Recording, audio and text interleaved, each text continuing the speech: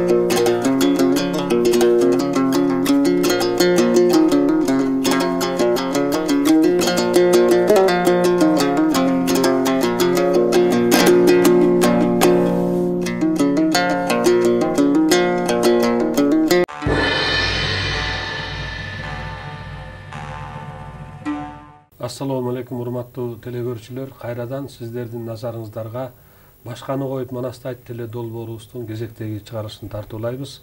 Сиздерге маалым болгондой, бүгүн биз Залкар жазуучу 90 жылдык юбилейи белгиленип аткан Чыңгыз Төрөкулович Айтматовдун чыгармачылыгы жана Айтматовду тааныган, билген адам менен Айтматовдун чыгармаларын экранизация болгондо ошондо ролдорду ойногон замандашыбыз Кыргыз Республикасынын эмгек сиңирген артисти Акылбек Мураталиев мырзаны чакырып отурабыз. Кош келипсиз, Акылбек мырза. Мына жогорудагы кадрларда көрүнгөндөй, сиз ушул мына 6 декабрда Москва шаарында Чыңгыз Төрөкулович Айтматовдун эстелиги ачылган аземге катышып келиптирсиз. Алгач сөздү ушундан баштасак, кандай болду? Ошол эл аябай эле көп келген окшойт. Анан бул Москванын кай жеринде экен? Ошол жөнүндө бир аз кеп куруп берсеңиз. Дагы саламатсыздарбы? Мен бул дүйнөлүк деңгээлдеги улуу окуя болду деп айтууга толук кандуу мүмкүнчүлүгүбүз бар. Бул Москванын жана Тульский метро дегенден Даниловский районунда да, Павловский көчөсүндө Айтматов сквери деп аталып, ошондой бир татынакай бир жер бар экен. Анан ошол жерде элдерде көп болду, эл көп болду.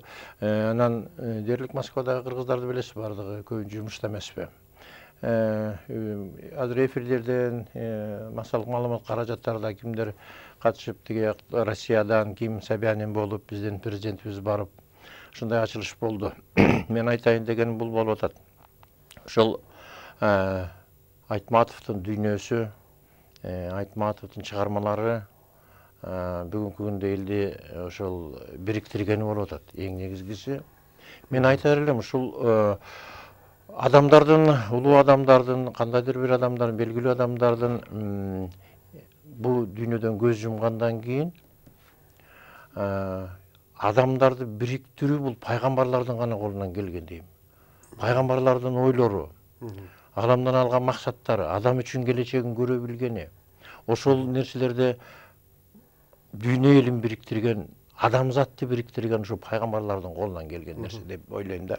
Мына ошол себеби дегенде ошол күндөрү интернеттен тияк бияктан карасак, мына баарыбызга белгилүү быйылкы жыл Чыңгыз агайдын жылы деп аталды. Ошол эле нерселер Японияда өтүп атты, Европада өтүп атты, Америкада өтүп атты. Чыңгыз Агайдын дүйнө таанымы менен агыраазылык, ага таазим катары ушундай нерселер болуп атканы мен ушундай ойго келдим да. Бул бирден бир пайгамбардын колунан келчү нерсе. 15-жылы Москвага Айтматов Ааламы деген чоң конференция болду, окумуштуулардын катышуусу менен. Роза Айтматов эжебиз, Болот Шамшиев, Бейшбол, Казат Акматов, Абдулдажан ушулар келип чоң симпозиум болду. Ошол жерде дагы бир сөз болуп калып, аны мага сөз бергенде айткам. Говорят, что нет пророков в своем отечестве, а я хочу утверждать, что это есть и был и есть наш Айтматов депчи. Мен ошол оюмду ушул күндөрү барган күндөн баштап кайра ошонун оюмдун туура экенин түшүнүп келдим. Анан ошол барганда көп мероприятиялар болуп кетти. Акылбек мырза, айтсаңыз, мынакей жана сөзүңүздүн башында айтып кетпедиңизби? Биздин президент дагы катышты деп. Президенттен башка дагы биздин министерстводон, депутаттардан баргандарды менен жолугуп, ошолор менен чогуу болдуңуздар. Кимдер барды? Биздин депутаттардан Садык Шер, Каныбек Иманалиев, биздин маданият министрибиз, ал жерден Кыргызстандын Россиядагы посолу, элчиси Болот Отунбаев, Россиянын маданият министри Мединский, албетте Собянин, шаардын мэри. Абдан жакшы сөздөр, жакшы жылуу нерселер болду. Андан кийин сүрөткө түштүк. Элдердин байкадым ошол жерде кубаныч эң негизгиси. Орусу, кыргызы, башка улуттардын баардыгы келишти. Ошол жерде баарынын бириктирген, дагы бир жолу айтам, ошол баарынын бириктирип отурган ошол Чыңгыз Агайдын дүйнө таанымы. Өзү негизи мынакей сиз ушу Москвадан орус художниктеринин Фирсов, Егоров, Орлов, Новиков, Борисов, Чернышова, Прилуцкий, Казакова, Котляров сыяктуу ушу художниктердин атайын бир тарткан баягы түштүү боёк менен боелгон лина гравюраларын алып келген экенсиз да. Ушул гравюралар кандайча болуп алдыңыз? Же ошол жерде баягы сатылып атыптырбы? Кандай? Жок, бул бирөөнү теге мен көрүп калдым муну. Айтматовдун 90-жылдыгын өткөргөн Россия газетасында да чоң мероприятие болду да. Ал жерде ошол биздин элчиликтен ошол Россия газетасына тапшырып атканын көрүп калдым да. Анан сураштырып, тааныш билиш кылып ала кетейин, бул абдан жакшы нерсе экен, бири үлгүсү бизде болсун деп атайын ал жерде акындар менен жолугушуу болду. Багыт Папанов, Жамал Саабаевалардын уюштурган, ал жерге да катышканга үлгүрүп калдым дегендей. Ошолордо бирөө бар экен. Анан мен айттым, уруксат берсеңер, мен деле Москва кайрыктарынын мүчөсүмүн, бага деле бергиле. Бул Кыргызстанда турчу, көрсүн элибиз, билсин деп атайын ала келдим. Бул жерде ошол эме Айтматовдун дүйнөсүнүн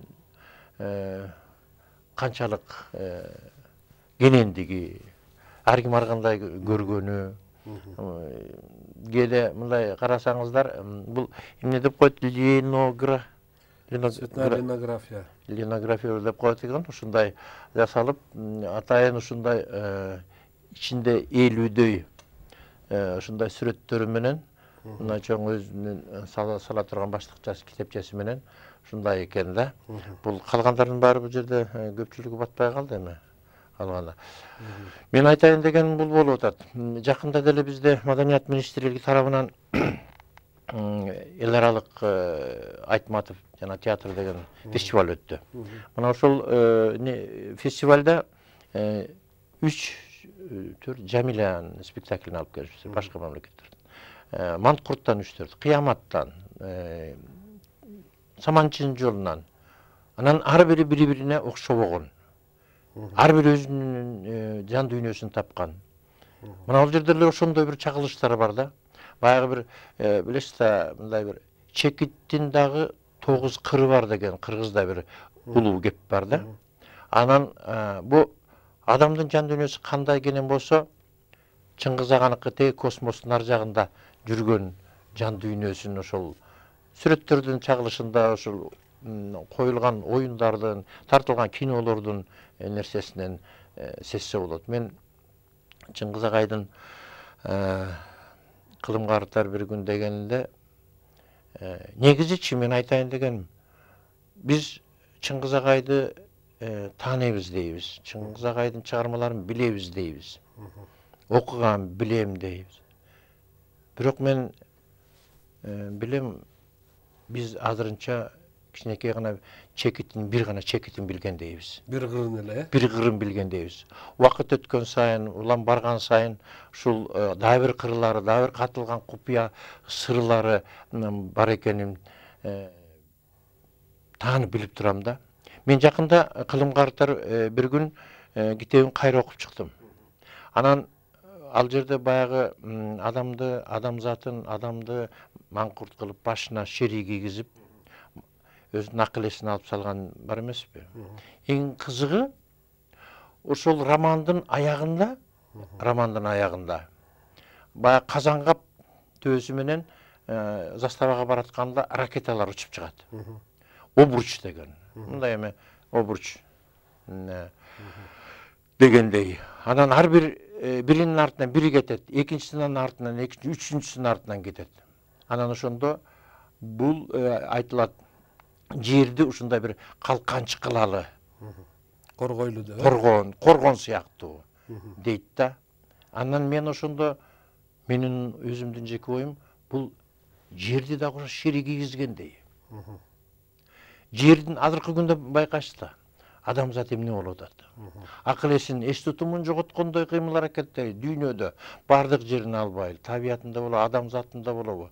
Анан ошол жерде Чыңгыз агай ошол каймана айтып, каймана көрсөтүп, обруч деген программа менен ракеталар барып, жерди ушинтип, мен ошону жердин өзүнө шири кийгизгендей деп ойлоп калдым өзүм. Жоламанга төөнүн терисинен кийгизсе, жерге ракеталардын учуруу менен шири кийгизгендей болгон эме таасир калтырды деңиз. Эми бул менин жекече оюм. Өзү мынакей сиз баягы актер катары, анан кино актер катары ошол кылымга артар бир күндө эки ролду бир мезгилде ойногонсуз да. Муну кийинки муундар жакшы билбесе керек.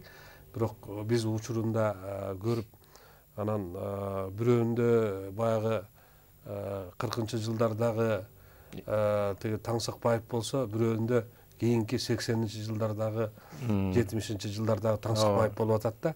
Эки ролду ойногонсуз. Анан ушул боюнча дагы айтып берсеңиз, бул эки башка адамды бир мезгилде ойноп, бирок атасы менен баласы болсо дагы баягы улуу Таңсыкбаев менен кийинки Таңсыкбаев экөөнүн ойносоңуз дагы экөө бар эки башка каарман да. Ошондо кандай болду эле? Ооба, эки башка каарман. Бирок бир экөөнүн байланып турган бир нерсе бар да, ал ошол адамдын мүнөзүнө, адамдын адамга болгон мамилесин экөөнүкү айкашып турат да. Бирдей. Ошон үчүн ата бала да ошон үчүн. Ата баласы деле эмес болуш керек. Менимче тек гана ушул фамилиясынын окшоштугу, Таңсыкбаев.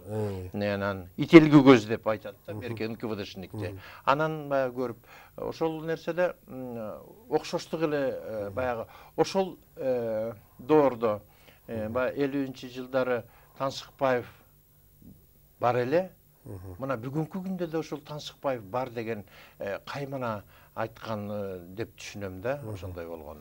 Ошол фильм боюнча дагы бир кызыктуу окуяны мага белгилүү режиссер Бакыт Каракулов айтып берди эле. Баягы фильмде презентация болуп атканда, ошол бет ачары болуп, кино үйүндө артисттердин баары сценада туруп, эме болуп, анан кийин Россия кинотеатрында болду эле. Анан Чыңгыз Төрөкулович келип бүт бардык актерлор менен учурашып анан сизге келгенде колун бербей аттап кетип калган деп айтты эле, ушуну айтып берсеңиз. Мында бир кызык окуя экен. Болгон мындай. Эмне үчүн андай кылды эле Чике? Тиги эми мындай, мен ойногон жана каарман НКВДшник. Анан романда жазылганда Абуталип деген агартуучу, эки баласы, бир кызы менен мугалим. Анан ошону алып барып, чөлгө алып барып атып салат да. Атып салам да, мындай немеде. Анан бирок немеде китепте жок, кино сценарийде бар.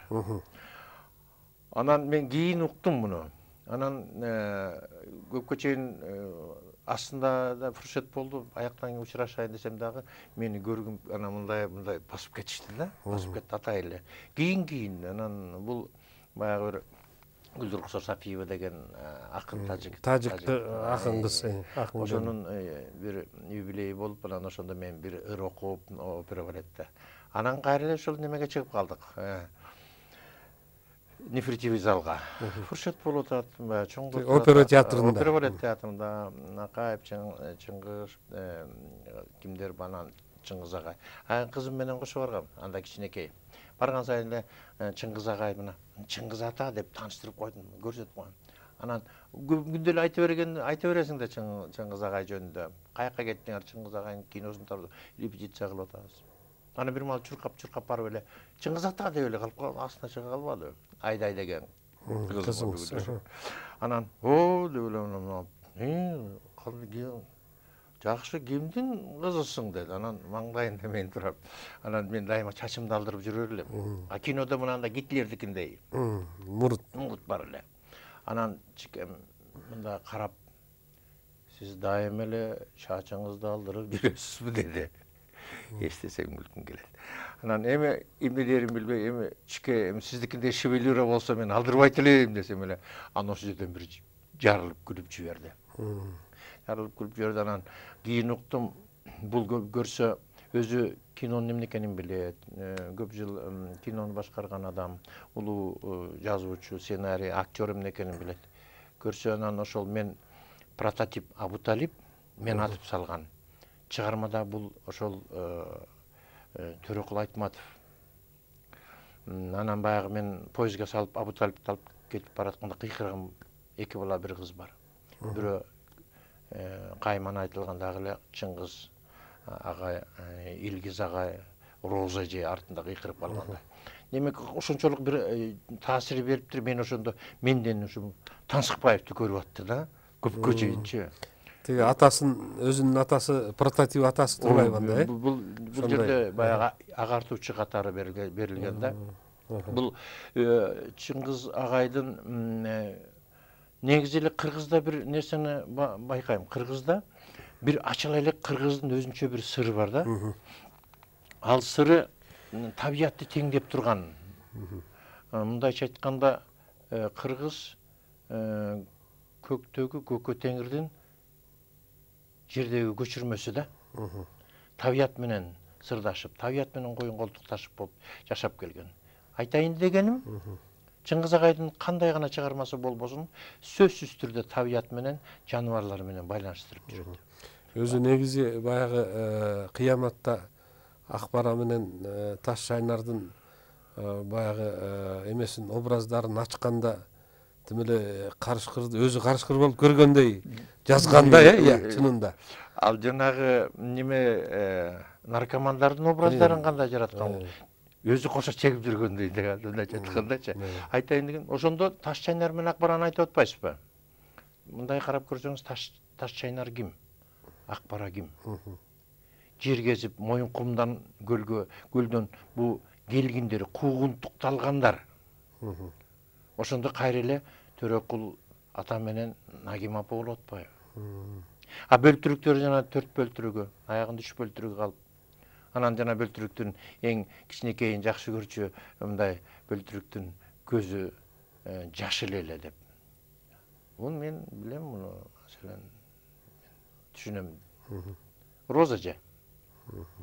Улуусунун баягы маңдай жазы.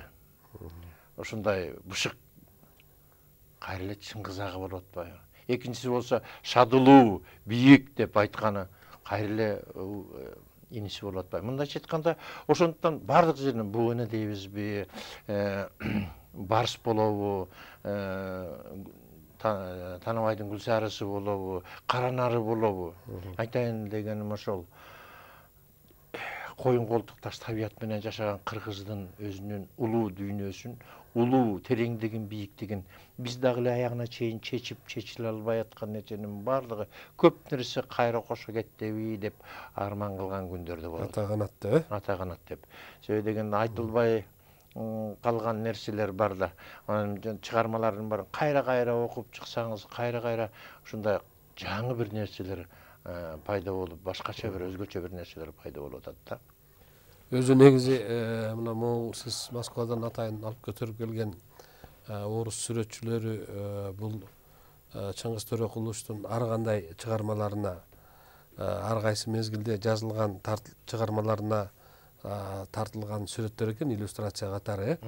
Анан эми мындай биздин кыргыз сүрөтчүлөрү деле Айтматовдун чыгармаларына кайрылып бир топ эле сүрөттөр тартылса керек, бирок момундай болуп альбом катары чыкканы ушул эле го деп ойлойм да. Дагы келечекте Кудай буйруса чыгар, биздин художниктердин дагы Айтматовдун чыгармаларына тартылган иллюстрациялары өзүнчө бир альбом болуп ушундай эле чыкса чыгат болуш керек деп ойлойм да. Анан эми бул негизинен Айтматов театрда, кинодо деги эле көркөм өнөрдүн бардык түрлөрүндө баягы чагылдырылып келет да.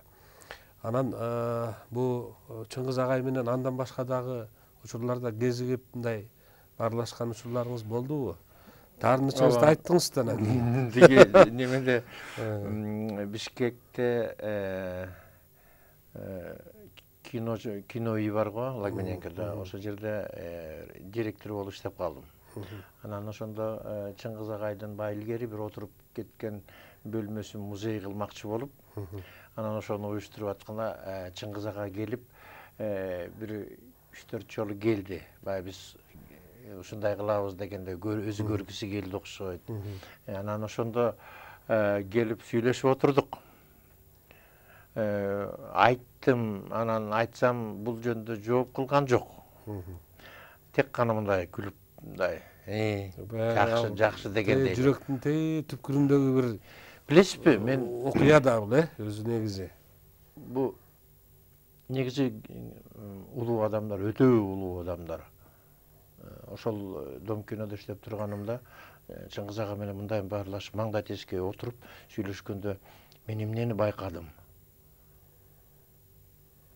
Адамдын менимче ушул улуу адамдарда эле болот. Пайгамбарларда болот. Жалгыздык. Адамдын жан дүйнөсүн көп нерсени сүйлөп, көп нерсени айтып атат. Анан мен бир топ суроолорду бердим. Алардын баарынын жообун алдым. Анан жообун алгандан сырткары ошол бир кандайдыр бир адамзатка мээрин гана төгүп, адамзаттын мындай бир дагы өсүшүн тилеген, дагы жогорулашын тилеген, жогортан баарын байкап көрүп турган улуу инсан. Ошол улуу нерсенин баарын көрүп туруп, өзүнүн мындай өзүндө бир жалгыздык сезим бар. Билесизби, жанагы эсиңиздеби, неме деген балалык деген немечи Хитчер деген жазуучу баягы айтып бергенине боюнча китеп чыккан. Анан ошондо мен окуп чыгып, ошол бир нерсеси аябай катуу жакты. Баягы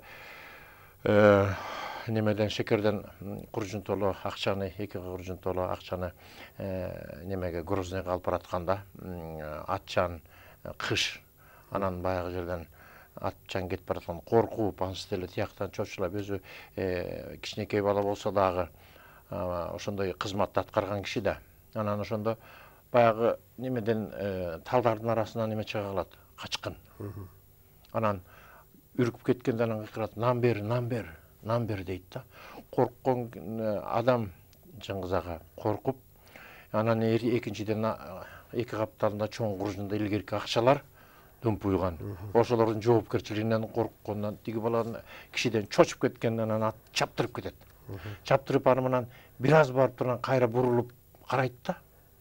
Бурулуп караганда ошол жерди сабап нан деп сурап атканы эпизоду бар. Анан ошолдон баштап агайдын ойлонуп калганы, барып бара албай калганы, берейин деп бере албай калганы, бул адамдын жан дүйнөсүндө, чикемдин жан дүйнөсүндөгү бир ошол нерсе ушул көбөйүп баягы Иса пайгамбар адамзаттын күнөөсүн кечиргенде, адамзаттын бир башка бир деңгээлге чыгышын тилеген ошондой нерсени көрдүм да. Ошол жерденчи кийинки жашоолорунда кийинки кандай гана чыгармасын албаңыз, адамзатты бириктиргенге, ак менен караны жуурулуштурганга аракет кылганы, экөөнү тегиздегенге аракет кылганы, мындай да бар бул дүйнөдө, агы да бар, карасы да бар, ачуусу татуусу дегендей баары бар экен. Ошонун бир өзөгүн алып чыкканга аракет кылып, ар бир чыгармасында, кандай гана чыгармасын айтпаңыз, ошондой деңгээлде алып кеткен. Анан ошондон ошол кичинекей балалыктагы нерсеси мен дагы немемде аябай катуу калды да. Себеби мен ошондон улам Чыңгыз аганын жанагы улуулугу, улуулук болгон ошол кумурсканын уюгун жогортудан карагандай бизди, адамзатты, анан тиги мүдүрүлүп барып талдан өтө албай аткан, кичинекей бир кашык суудан өтө албай атканын көрүп туруп эмне кылабыз, туура? Эчтеке кыла албайбыз. Анан ошондой бул бизди, адамзатты ушундай дүңүнөн жогорудан көргөн улуу пайгамбар. Бу Акылбек мырза дагы мынакей сиз бир топ жыл Москвада жүрдүңүз, жана Москвадагы кыргыздардын баягы коомунун мүчөсү боюнча калдым деп атпайсызбы?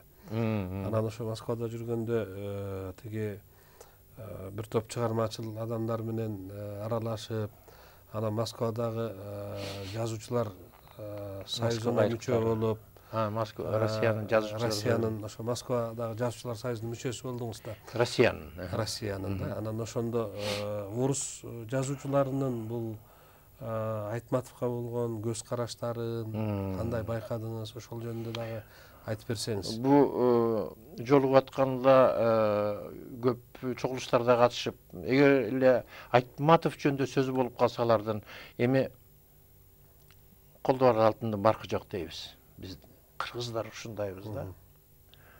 Өзүңүз билесиз, эң биринчи Чыңгыз агайды башка адамдар, башка элдер баалагандан кийин анан айланып келип, кыргыз өзү эле ошондой окшойт. Бирде азыр сиздин улуулугуңузду мына мен кечирип коюңуз, ушул мына сиз азыр бул атайлап сүйлөгөндөй болуп калат го.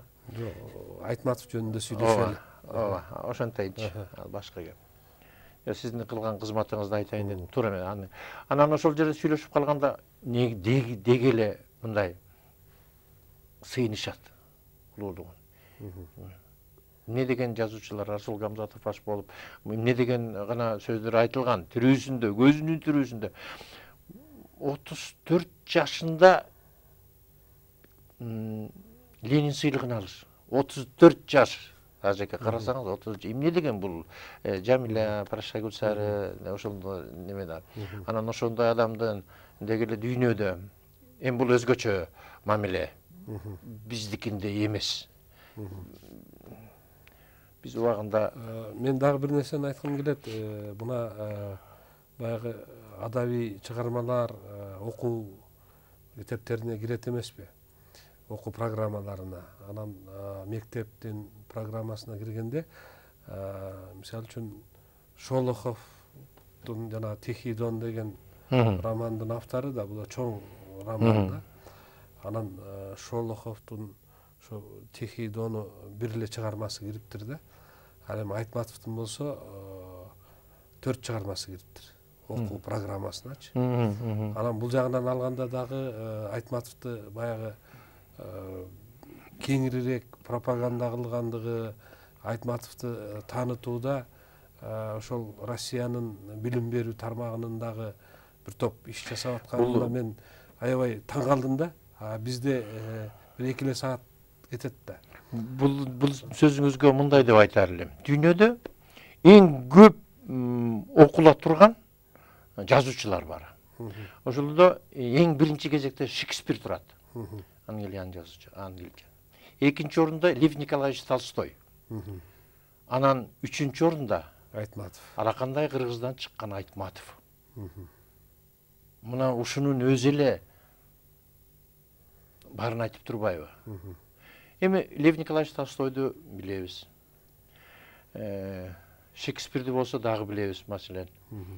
Бирок ошонун үчүнчү орунда дүйнөдө эң көп окулган, миллиондоп тираж чыккан 186 тилге которулуптур Айтматовдун чыгармалары. Бул дээрлик бардык чоң мамлекеттердин тилдерине которулду деген түшүнүктө. 186 тил. Анан ошондой эле, мисалы үчүн Кытайда эле 1 миллиардтан ашык эл болсо, Кытай тилине которулса, 100 миллион тираж менен чыкса эле бул кандай эме болуп атат да. Анан чынында Айтматовдун чыгармачылыгы бул дүйнө элдерине, адабият сүйүүчүлөрдүн арасында кеңири эле аты таанымал. Мына түрктөрдө, түрк туугандарга, азербайжандарда Айтматовду аябай мындай сыйлашат, Айтматовдун чыгармаларын аябай аздектешет да. Мына биз азыр көрүп аткан могу орус художниктери Айтматовдун чыгармалары боюнча момундай керемет бир сүрөттөрдү тартыптыр. Эми булардын көбү бул окуу китептерине кирген тамчы деп түшүнөм да. Ошо жанагы бир кыр эле да. Бир кыр деген. Мен эстеликке кайрылгым келип атат. Эстелик жасаган жигит ошол жерде жүрдү, Азамат Абдрахманов деген. Кыргыз жигит бекен, Кыргыз жигит Азамат Абдрахманов деген. Русия жагынан ким? Сергей Павлов деген. Анан таза немеден жасалган, бронзадан. Ошондой бийиктиги бир 2,7 деди го, 2 метр 70 сантиметр. Айтайын дегеним, көп эле Айтматовдун эстеликтери жасалып келип атат. Мен 15-жылы Москвада литературный институтта, ошонун тегерегинде дагы бир армянин жасаган. Анан бай койдук элек биз ошондо барганда. Бир бул айтайын дегеним, башкаларды эметпей айтайын дегеним, эми өзү да. Ошо Татынакай скверде, жанагы жерде бир зор бир балбайлы таштын сырын каткандай ошо жерде отурганы, анан көрүнүшү да окмуш. Бул өзү негизи мына бизде тиги Ала Тоо аянтында Айкөл Манастын бет маңдайында Айтматов турбайбы эстелиги. Бул жерде тиги Турпаты Айтматовдук эмес, башка баш эле Айтматовдук болуп калган да, Ооба, ошондой.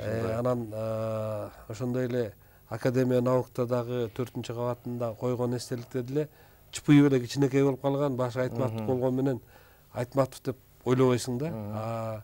Чынында тиги Москвадагы эстелик бул Нукура Айтматовдун өзү болуптур да. Муну көргөндө эле сразу көз тоет. Анан бул эми Москва, бул Россия Федерациясынын борбору, анан ушул Москванын баягы Айтматовдун атындагы скверди коюп, ошол жерге эстеликти койгонун өзү бул менимче чоң бир ийгилик деп ойлойм кыргыз эли үчүн дагы. Биз сыймыктансак болот. Сыймыктанабыз. Себеби Пушкиндин эстелигинен кем эмес. Эстелик болуптур. Анан мен да көргөндө бир топ кишилер айтты, кичине Пушкинге окшоп калган бу деп. Пушкинден кем эмес бул киши. Бирок Турпаты баягы Чыңгыз Агайды барып эле көргөнбүз да. Телосложениясы, башы, бүт бардыгы өз ордунда турат да, өз ордунда. Баягы бардык жагынан окшош болуптур деп ойлодук. Туура айтасыз, көзүбүз тоюп көргөндө эле, ачылганда эле көргөндө окшошуптур дедик. Жана тиги видео кадрда да жүрөт, уулу дагы барган экен, Элдар. элдардын эмеси реакциясы кандай болду ошо эстеликти көргөндө? Ошону көп мындай баамдабадым. Кийин анан биз посольстводо болуп калдык да, андан чыгыпчы, эстеликтен чыгып. Ал жерден бир аз сүйлөшүп калдык. Анан ал жигитке сен да сөз айта десем мен сүйлөбөй эле коеюн, убакыт албайын деп өзүнчө бир жумшак отказ берди. Анан кандай болушу мүмкүн? Менимче баардыгындай эле кубанды. Ал бизге караганда 100 эсе бийигирээк кубанды. Анан абдан жакшы сөздөр айтылды ал жерде. Посольстводо Каныбек Иманалиев, Садык Шер, Темир Сариев, ушул кишилер баягы барган адамдарга дагы бир сүйлөп берди. Эми аябай жакшы сөздөр болду, аябай татына сөздөр болду. Сөздүн артында адамдын ар биринин көкүрөгүндө күйгөн нерсени айтат да, ошондой элдин баары ушундай. Элдер сүйлөбөдү, бирок чогуу жүрдү мындай. Толкунданып атса керек да. Сөзсүз да. Муну бул Кыргызстанда жатып алып деле толкунданып аткандар болду, аны көрүп алышып. Биз баарыбыз толкундандык да. Анысыңарында эми албетте. Анан ал жигит менен көп баарлашып сүйлөшө албадым. Москвадагы кыргыздар кандай кабыл алышты? Сиз ошол жердеги бир топ аксакалдарды, Абаскан Байкени, берки дагы бир топ жигиттерди, Турсунбайды, Кубатбековду, дагы бир топ кыргыздын мыкты жигиттери бар. Ошол Россия Федерациясынын борборунда Москвада көп жылдардан бери баягы институттардын директору болгон жигиттер бар. Бир топ баягы белдүү кызматтарды аркалашып жүргөн жигиттер, алар менен 14-жылы барганда мен да жолуккам. Эми ошол жигиттердин мындай реакциясы кандай болду, кубангандары дегендей айтсаңыз, эми алардын баягы бир чети ошол Россияда жүрүп, ошол жерде эмгектенишип, баягы кыргыздардын ынтымагы кандай экен? Сиз өзүңүз Москвада жүргөндө баягы Сармерден уюштуруп, ошо кыргыздардын башын кошуп жүрчү элеңиз, сиз кеткенден кандай болуптур, ушулар жөнүндө да айтсаңыз. Эми аксакалдар менен дейт эле, аксакалдар кеңеши бар эле. Ал жерде мен да мүчө элем убагында. Ал кишилер менен сөзсүз жолуктук. Посольстводон чыккандан кийин акындардын жолугушуусу болду. Эми Москва кайрыктары деген чоң уюм болуп калган, Багыт Бапанов деген жигит баштап жүрөт. Жана Багыттын гезиттери да бар болуш керек эле. Ооба, гезиттери, радиосу дагы бар да, Анан эми жакшы бир жардамчысы Жамал Сабаева деген кызыбыз бар. Анын чоң кече өткөрүлдү. Ал жерде ошол сиз айткан аксакалдардын баардыгы катышып, өзлөрүнүн батасын беришип, анан алар дагы ошол Чыңгыз Агай жөнүндө ой пикирлерин алышып, андан чыгып алып, Манас кинотеатр ачылыптыр, баса сизге жаңы. Манас кинотеатры Москвада, Ооба, Манас кинотеатры. Ага биздин маданият министрибиз барып, ал жерден Азамат Жаманкулов барып, анан ал жерде бир чоң документальный көркөм тасманы көрсөтүштү. Ал жерде да жана сиз айткан аксакалдар ошол Райым, Аттокоров, Кубатбеков, Турсунбай, Абаскан аке табылды, жана башка аксакалдардын баардыгы чыгып өзүнүн. Аксакалдар ал жакта мындай абдан активдүү катышат да. Эми карманары болуш керек ал жерде. Жаш балдар баягы атам көрбөйт, энем көрбөйт деп түн ичинде самолет менен учуп барып тентек кылгандары да бар. Ар кандай жашоо деген ошондой болот экен да. Анан ошолорго баш көз болуп турган аксакалдар чынында эле бар. Алар кандай гана нерселер болсун, алар менен акылдашып барып турушат. Сармерден дедиңиз, Сармерден болуп атыптыр дагы эле. Анан баары айткандай, сиздин Сармердениңиз дагы эле болуп атат деп. Ошол биз мен Москвада жүргөндө неме культурный центр жөнүндө көп аракет кылдык. Президентке да жаздык, келген депутаттардын баарына дайыма кат беребиз. Себеби дегенде ал кезде баягы Москвадагы биздин мекендештер иштешет, эртең менен кечинде иштешет, түнү менен иштешет. Анан бир жакшылык күндөрдү өткөрүш керек да. Туулган күн болуп калабы бирдеме. Анын баары кафеде өтчү. Анан өзүңүз билесиз кафенин өзүнүн аурасы кандай экенин, кандай болушу мүмкүн. Анан ушулардын баардыгы аябай мен жаңы барган адамга өтө чоң таасир берди. Кыйналдым да. Посолго кирип, посол менен катча болот Жунусов ал убакта посол. Ошол күндөрдөн баштап эле катты жазабыз, жөнөтөбүз бул жака келген мен деген министр депутатка беребиз катты. Эч бир кыймыл аракет болбой койду ошондо. Анан биз ошондо өзүбүз уюшуп кыргыздар аттуу башы бир жакшы бир эки кишини таап, мына бизнесмен дейбизби. Ошолор менен анан Борисовый прудыда культурный центр ачканбыз. Культурный центр ошол жерде аккордеон үйрөткөн, комуз үйрөткөн, драма жагын баарын үйрөтүп, ошолордун баарын баштаган элем. Анан өкүнүчтүүсү азыр ал жак жабылып калыптыр. Мен кеткенден кийин бир аз иштешиптир анан. Азыр бирок тек кана ошо Сармерденде бир жерден аренда алып, анан ошону иштешип аткандар балдар да айтты, келбейсизби, эми Сармерден бүтүп эми театр ачпайсызбы деген эле күндө балдардын сөздөрү болду. Таланттуу балдар көп да, Көп, таланттуу балдар көп. Негизи эле бул убагында бардым да, ар бир нерсенин өзүнүн убагында барып калыптырмын. Ал эмне деген сөз? Эң биринчи Москвага кеткендер материалдык дүйнө менен кетишкен, дээрлик көпчүлүк эле. Акча кыйналып атат, акча табып. Үй бүлөсүн багыш керек. Анан бул материалдык дүйнө менен руханий дүйнө тең болуп жүрбөсө, баары бир башка жагынан чыгып кетет го. Анан ошонун сыңарындай, анан бара-бара артынан руханий дүйнөнүн адамдары барып атат.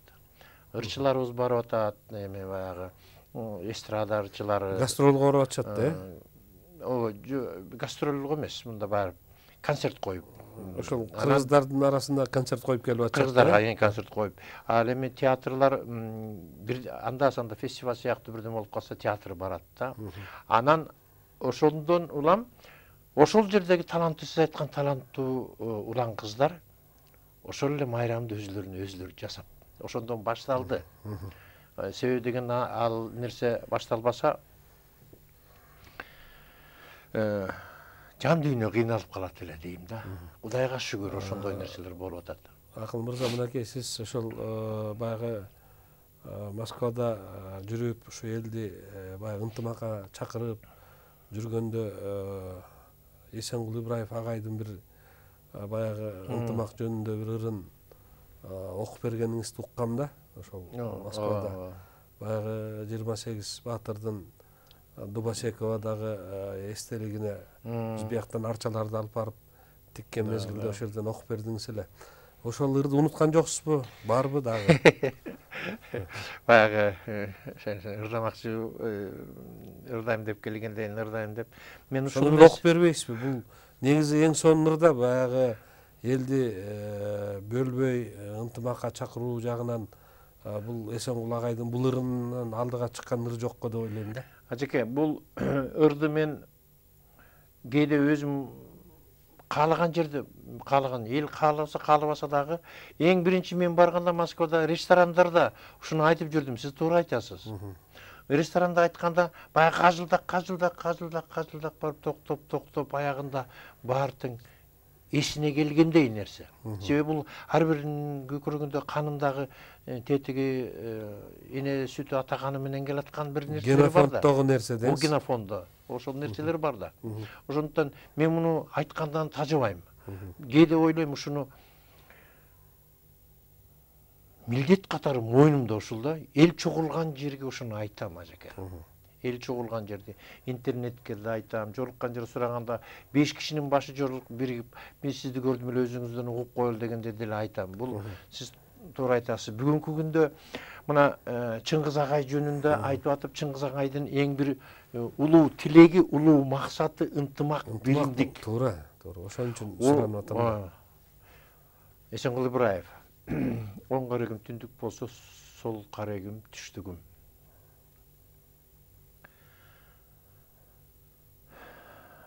Ук бардыгың. Бул жардыгым жан дүйнөнүн жаңырыгы. Жанар тоодой жарып чыккан көөдөндө. Кыргызым ай, ырысым ай, Ырксыздыгың ыйкы-тыйкың сезимиме теменедей төөнүлдү. Көз каманың көбөшүң ук. Бөтөнүң ук бөдөшүң ук. Падышаң ук букараң ук. Бектериң ук бечараң ук. Калк көтөргөн ханың ук. Каны суюк жашың ук. Калыс калбат карың ук. Актпай журтуң барың ук. Нан сураган кайырчыдай сурайым салып кадырымды, кара курттай мүлжүп жатат сабырымды, бул касиет кайнап чыккан жан дүйнөмдүн жаңырыгы. Аяк аламда чындык бары чын болсо, көк асманда жылдыз бары чын болсо, жер үстүндө кыргыз бары чын болсо, анда кыргыз бирөө эле. Экөө бар деп батпа бекер күнөөгө. Бир кудайдын бар экенин билемин, жана да жок, эч болбойт күмөнүм билем жалгыз кыргызды. Ошондуктан кыргыз туруп кыргызды эки бөлүү кылмышпы. Бир кылмыштан өнүп чыгат бир кылмыш. Элди экиге бөлүп жаруу миң кылмыш. Бура тартпай бул чындыкты бил кыргыз. Уңгум дагы, уругум да, улутум да бир кыргыз. Тамбагандай атам менен энемди эч өзүмдөн бөлө албаймын мен элди. Мен кыргызмын, кыргыз деп бил турган турпат толку боюм денемде. Кыргыз туруп кыргыз бөлгүч, сен эми бир денемди эки бөлгүң келеби?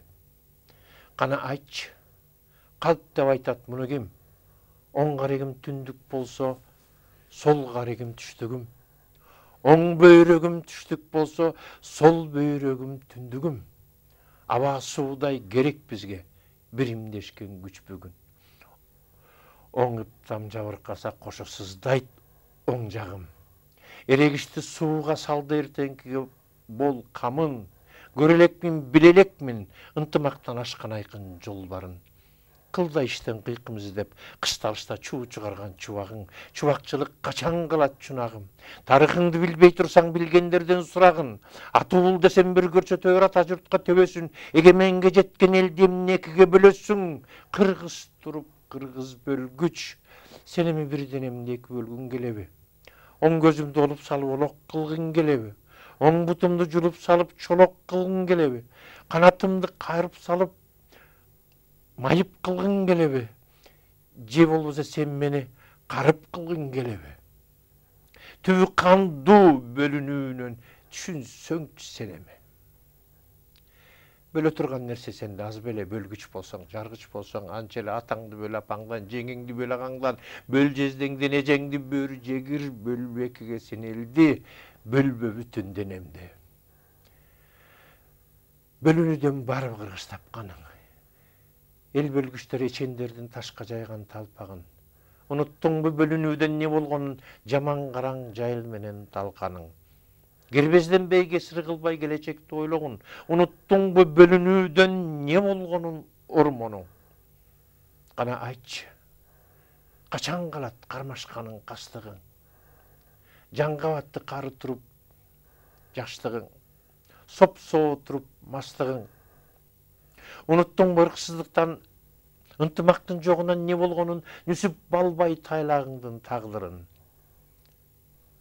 Андан бери өтсө дагы аз кылым сага неге сабак болбойт коогалаң аксынын. Бул кооганы кое албаймын эске албай. Кемикте да, керкиңде да, аркыңда да, беркиңде да кеп бардай. Ажоңдо да, кожоңдо да күнөө бар. Ачык айтчу жүйөө бар. Коогалаңды козутуп, колтугуна суу бүркүп, колун отко кактап турган бирөө бар. Не билбейсиң? Не сезбейсиң ушуну? Айтчы, сенин атуулугуң ушулбу? Ойлон эним. Ойлон эстүү бөбөгүм, букалардын челишинен букаралар өлөөрүн. Бектериңдин тебишкени бечанан сойгонуң, кармашуудан кан өлөөрүн, жазыгы жок жан өлөөрүн, кара калып ак өлөөрүн. Ойлон журтум, ойлон. Баса көр бостаран энизи менен.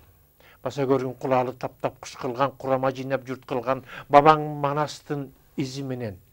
Эй эрендер, эй жарандар, эгеменди ээрчип алга жөнөгүн. Эмнең атуул тийбеген соң эл журтуңа көмөгүң. Кыйшайганды бери тартып кыңайганды жөлөгүн. Башка кончу бакыт кушум мен ынтымактан көрөмүн. Ыргыт нары, ыргыт алыс ынтымактан бөлөгүн. бүт менсиңер. Мен силермин, башка эмесмин. Бириңерге агамын, бириңерге жээн, бириңерге тагамын, бириңерге бөлөмүн. Кыргызымсыз мусапырмын. Кыргыз барда дөбөмүн. Кыргызымсыз жапыспасмын. Кыргыз барда дөбөмүн. Билгим келбейт. Билбейм мындан бөлөгүн. Кыргыз болуп төрөлгөнмүн. Кыргыз бойдон өлөмүн. Бали. Өзү негизи баягы ынтымак темасы бул түбөлүк темалардын бири. Ошондой болсо дагы баягы эл ичинде кээ бир убакта бөлүнүүлөр болуп кеткен учурлар көп эле болгон экен тарыхыбызда.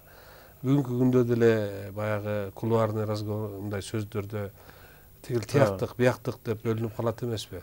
Мына ушул маселе залкар адамдардын жүрөгүн дайыма өйүтүп келсе керек. Чыңгыз агайды дагы өйүткөн маселе ушул мунун чыгармаларынын негизги өзөгү ушул биримдик, ынтымак болгондугун биз билебиз. Сюжеттери ар кандай болгону менен негизги баягы өзөктүү окуясы ушул ынтымакта экендигин билебиз да. Мына ошондой эле бул Эсенкул агайдын дагы ушул чыгармасы бул чынында жүрөктөн чыккан чыгарма. Мына ошону сиз ийине жеткизип окуп бергениңизге биз өтө ыраазыбыз.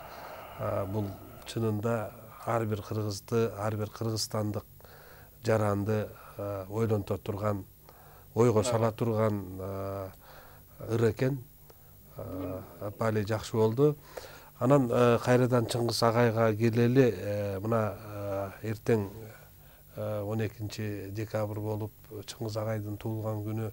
Бирок быйылкы жыл ушу жылдын этегине чейин Чыңгыз Айтматов жылы болгондуктан бул Чыңгыз агайды даңазалоо, анын 90 жылдык мааракесин баягы майрамдоо бул бардык Кыргызстан боюнча бардык жерде боло берет. Чыңгыз агай өлгөн жок. Чыңгыз агай өлгөн жок. Ал арабызда, ал тирүү. Азыр Чыңгыз агайдын көз өткөндөн кийин экинчи жашоосу болуп, сиз айтпадыңызбы өткөндө элчиканада Чыңгыз агайдын баягы адамдарды бириктирүүдөгү иши боюнча депутаттардын бири айтты дедиңиз го. Ошол окуядагы чынында бул Каныбек Иманалиевдин ошол сөздү мен кайталап коеюнбу? Айтсаңыз ошону. Көрүүчүлөр да окшон. Каныбек Иманалиев ушундай ошол жерде Москвада элчиликте кыргыздардын баары чогулуп турган кезде ушундай баарын баамдап, ушул жерде жашагандар кандай бактылуусуңар деп айтты. Ушул жерде 60тан ашык чоң бер жагы уюмдар бар. Чоң өлкөлөрдүн, чоң улуу элдердин, бирок бирөөнүн дагы Чыңгыз жок деди. Мына ошол нерсе ошол жерде тургандардын баардыгына бир кандайдыр бир чоң күч берди. Чындыгы да бул. Андан башка дагы көп Садык Шердин айткандарын мунун баары эми башкача бир күндөр дагы айтып улантсак болот бул темаларды. Ошондой ушуну эстеп, сиз туура эстеттиңер. Ошол жерде эң негизгиси биримдикке чакыруу. Анан барган ошол депутаттарыбыз дагы ушул нерселерди айтып, элибизди дагы бир жолу бир ынтымакка багыт берип. Себеби бүгүнкү күндө ажеке чын эле колубузду мындай көкөлөгүбүзгө алып, бүгүн эмне жетишпейт деп сураса ар бири. Бүгүн ынтымак эле жетишпейт. Кудайга шүгүр. Машина десең машинеси, үй десең үйү, той болуп атат, күндө майрам, күндө той. Эң негизгиси эле ынтымак. Байбекеринен ата бабабыз айтпайт. Ырыс алды ынтымак. Бул жөн эле сөзгө бизге күндө жаттап айтылып калган сөз, мунун тереңинде бүгүн ошону көрүп атпайбызбы? Ошол ынтымак болбосо эчтеке болбосун. Элибизге тек гана ушул нерсе нукура абалында келсе, ынтымак деген. Анан ошондо баары оңоруп кетер эле. Өзү негизи Чыңгыз агайдын баягы дүйнөлүк бир брендке айланган сөзү бар да. Адам үчүн эң кыйыны күндө адам бойдон калуу. Адамдык сапатыңды сактап калуу күн сайын ушул адамдын баягы диний жол менен айтканда өзүнө кылган жихаты да. мындайча айтканда. Мен Адамдык сапатты сактап калуу, эмне бүгүнкү күндө ошол нерсеге карасаңыз, бүгүн биз адам болуп төрөлөт экенбиз. Анан бир күн түлкү болуп кетет экенбиз. Жашоодо карышкыр болуп кетип атабыз. Хайван болуп калып атабыз. Бул табиятка төп келбеген нерсе да. Себеби дегенде биз бүгүн бадыраңды өстүрсөк, ал эртең помидор болуп чыкпайт да. Алманы отургусак, ал коом болбойт да. Табияттын өзүнүн мыйзамы бар го. Табиятта деле жаратканым адамды адам кылып жараткан да. Адам бойдон калып, адам бойдон жашоонун акырына чейин өзүңө бир өзүңдү өзүң өстүрүү менен дагы бир жакка даярдан деп. Бул жер өзү жан дүйнө өстүрүүчү гүл бакча. Адам өзүн гүл бакча катары ошондо бакчадан өстүрүү гана жолу бар да. Орто жолдо ал бакчаны бузуп дагы анан өзүбүз башка багытта кетип калып атпайбызбы? Ошонун сыңарындай бул адамдын негизи адам бойдон калуусу. Бул улуу мыйзам да. Кудайдын өзүнүн адам, мен сени кирдим, адам бойдон өс, өн, анан мага кел дегенде. Азыркы күндө баарыбыз ушул эртең кандай жашоо эмне болот? Маселен, мен кээде ушинтип ойлонуп отуруп, биз барганда сен народный артистсиңби, ордениң барбы, канча акча тоттодуң, канча алтының бар, күмүшүң бар деп сыктырбайт. Эмне кылдың деген сөз. Ошо биз бай Алтайга барып келгенибиз, 28 Карагайга гөлдөн алып барып Россияга отургузганыбыз. Ушундай барып Москвага барып колдун келишинче бир ынтымакка бириктирүүп, мына менимче ошол баалуу. Анан министр болуп жашап келдиңби? Мен ошон үчүн өзүмдү айтам, ошол жакка эмнегедир багыт койгон сыңарымда. Ошондой болуш керек адам баласычы негизи. Бул менин өзүмдүн көз карашым да. Ошо. Акылбек мырза, сизге терең ыраазычылык билдиребиз. Чыгармачылыктарыңызда ийгилик болсун. Ушундай жашынакай чыгармаларды жаттап, баягы эл арасына ошонун образын жеткизип, баягы сиз айтып атканда ушунчалык толкунданып отурдум. Бир топ теле көрүп отурган адамдардын дагы оң көкүрөгүндөгү бир сезимдер мындай ойгонсо керек деп ойлойм. Сизге чың ден соолук, үй бүлөңүздө дагы бакубат жашоо болсун, ынтымак болсун эң негизгиси. Анан чыгармачылыктан баягы кетпей, ушул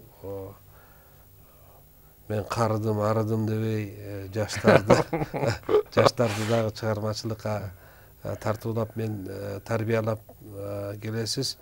Мен ушу телевизордон тиги Айтматовдун эстелиги ачылып атканда сизди көргөндө аябай өзүмдө сыймыктанып кеттим.